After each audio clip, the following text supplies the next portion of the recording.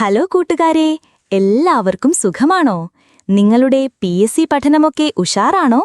ഞാൻ അഞ്ജലി, എൻട്രി വികസിപ്പിച്ച നിങ്ങളുടെ സ്വന്തം AI ടീച്ചർ. ഇന്ന് നമ്മളൊരു സ്പെഷ്യൽ ക്ലാസ്സുമായാണ് വന്നിരിക്കുന്നത്.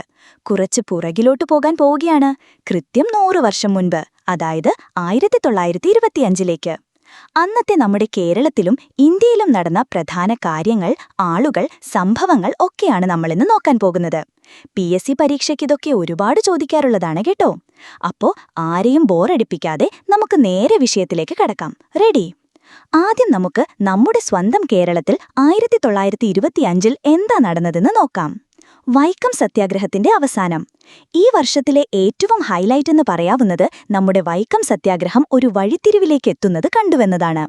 1924 മാർച്ച് 30 തുടങ്ങിയ ഈ സമരം അവസാനിച്ചത് 1925 നവംബർ 23-നാണ്. വൈക്കം ക്ഷേത്രത്തിലേക്കുള്ള വഴിയിൽ അയിത്തം കൽപ്പിച്ചിരുന്ന ആളുകൾക്ക് നടക്കാൻ അനുവാദം കിട്ടാൻ വേണ്ടി നടന്ന പോരാട്ടം. 1925 ഗാന്ധിജി ഇവിടെ നേരിട്ട് വന്ന് കാര്യങ്ങൾ പഠിച്ചു. അന്നത്തെ തിരുവിതാംകൂർ രാജ്ഞി സേത ലക്ഷ്മിഭായിയോടും മറ്റും ചർച്ചകൾ നടത്തി. അതിന്റെ ഫലമായി ക്ഷേത്രത്തിലേക്കുള്ള മിക്ക വഴികളും എല്ലാവർക്കും തുറന്നുകിട്ടി. അന്ന് അയിത്തത്തിനെതിരെ നേടിയ ഒരു വലിയ വിജയമായിരുന്നു അത്. ഗാന്ധിജിയുടെ രണ്ടാം കേരള സന്ദർശനവും ഗാന്ധിജിയും ശ്രീ നാരായണ ഗുരുവും തമ്മിൽ നടന്ന കൂടിക്കാഴ്ചയും ഈ വർഷത്തെ മറ്റൊരു പ്രധാന പോയിന്റാണ്. 1925 കൊച്ചി രാജ്യത്ത് നിയമനിർമ്മാണ സമിതി ഔദ്യോഗികമായി വന്നു. അതായത് ഭരണത്തിൽ ആളുകൾക്ക് നേരിട്ട് അഭിപ്രായം പറയാൻ ഒരു വേദി. അന്ന് കുറച്ചാൾക്കാർക്ക് മാത്രമേ അംഗങ്ങളാകാൻ പറ്റിയുള്ളൂ എങ്കിലും അതൊരു തുടക്കമായിരുന്നു. തിരുവിതാംകൂറിൽ 1925 റാണി സേതുലക്ഷ്മിഭായി ഗ്രാമപഞ്ചായത്തുകൾ രൂപവത്കരിച്ചു. തിരുവിതാംകൂറിൽ മരുമക്കത്വയത്തിനു പകരം മക്കത്തായം നിലവിൽ കൊണ്ടുവന്ന നായർ റെഗുലേഷൻ ആക്ട് പാസാക്കിയത് ഈ വർഷം തന്നെയാണ്. ഇനി നമുക്ക് നമ്മുടെ ഇന്ത്യയിൽ എന്താ നടന്നതെന്ന് നോക്കാം. INCയുടെ കാൺപൂർ സമ്മേളനത്തിൽ സരോജിനി നായിഡു പ്രസിഡന്റാകുന്നു.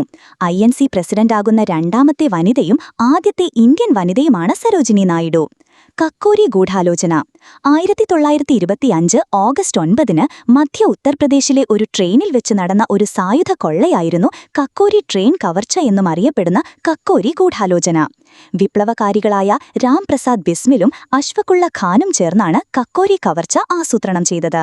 ബിസ്മിൽ, ഖാൻ, ചന്ദ്രശേഖർ ആസാദ്, രാജേന്ദ്ര ലാഹിരി, ശചീന്ദ്ര ബക്ഷി, കേശവ് ചക്രവർത്തി, മുരാരിലാൽ ഖന്ന, ഗുപ്ത, ബൻവാരിലാൽ, മുകുന്ദിലാൽ ഗുപ്ത, മന്മഥനാഥ് ഗുപ്ത എന്നിവരാണ് ഇത് നടപ്പിലാക്കിയത്. Indian communist party CPI 1925 December 25 മുതൽ 28 വരെ കാൺപൂരിൽ വെച്ച് നടന്ന ഒരു ചരിത്രപരമായ സമ്മേളനത്തിൽ വെച്ചാണ് ഇന്ത്യൻ കമ്മ്യൂണിസ്റ്റ് പാർട്ടി ഔദ്യോഗികമായി രൂപീകരിക്കുന്നത്. സത്യം ചൗധരി, G അധികാരി, ഷൗക്കത്ത് ഉസ്മാൻ തുടങ്ങിയവരാണ് ഇതിനു മുന്നിട്ടിറങ്ങിയ നേതാക്കൾ. തൊഴിലാളി കർഷക പ്രസ്ഥാനങ്ങൾക്കിടയിൽ മാർക്സിസ്റ്റ് ആശയങ്ങൾ പ്രചരിപ്പിക്കുക എന്നതായിരുന്നു ഇവരുടെ പ്രധാന ലക്ഷ്യം. 1934 ഈ പാർട്ടിക്ക് നിയമപരമായ അംഗീകാരം കിട്ടിയത്. രാഷ്ട്രീയ സ്വയംസേവക് സംഘം RSS രൂപീകരണം. നാഗ്പൂരിൽ കേശവ് ബലിറാം ഹെഡ്ഗേവറാണ് ഇത് തുടങ്ങിയത്. ഹിന്ദു സമൂഹത്തെ സാംസ്കാരികമായും ആത്മീയമായും ഒരുമിപ്പിക്കാനും അച്ചടക്കം പഠിപ്പിക്കാനുമൊക്കെയാണ് ഇത് തുടങ്ങിയത്. പിന്നീട് ഇന്ത്യൻ രാഷ്ട്രീയത്തിൽ വലിയ സ്വാധീനം ചെലുത്തിയ ഒരു സംഘടനയായി ഇത് മാറി.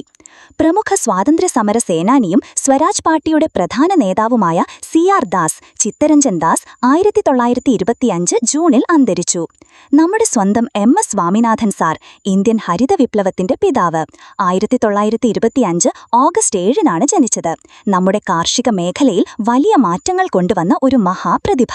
ഇദ്ദേഹം PSC പരീക്ഷയിൽ സ്ഥിരം ചോദ്യമാണ്, മറക്കരുത്. അപ്പോൾ കൂട്ടുകാരെ, 1925 നമ്മുടെ യാത്ര ഇവിടെ അവസാനിക്കുകയാണ്. PSC പരീക്ഷയ്ക്ക് ഹിസ്റ്ററി ഒരു പ്രധാന വിഷയമാണ്. അതുകൊണ്ട് ഈ കാര്യങ്ങൾ മനസ്സിലാക്കി പഠിക്കുന്നത് വളരെ നല്ലതാണ്. വെറുതെ കാണാതെ പഠിക്കാതെ എന്തുകൊണ്ട് ഇങ്ങനെ സംഭവിച്ചു എന്നുകൂടി ആലോചിച്ച് പഠിക്കുമ്പോൾ നമുക്ക് എളുപ്പത്തിൽ ഓർമ്മ നിൽക്കും. ഈ ക്ലാസ് നിങ്ങൾക്ക് ഉപകാരപ്പെട്ടെന്ന് കരുതുന്നു. ഇതൊരു തുടക്കം മാത്രമാണ്. എന്തെങ്കിലും സംശയങ്ങളുണ്ടെങ്കിൽ കമന്റ് ബോക്സിൽ ചോദിക്കാൻ മടിക്കരുത്. വീഡിയോ ഇഷ്ടപ്പെട്ടെങ്കിൽ സബ്സ്ക്രൈബ് ചെയ്യാൻ മറക്കല്ലേ. അടുത്ത ക്ലാസ്സിൽ കാണാം. നന്നായി പഠിക്കൂ. All the best.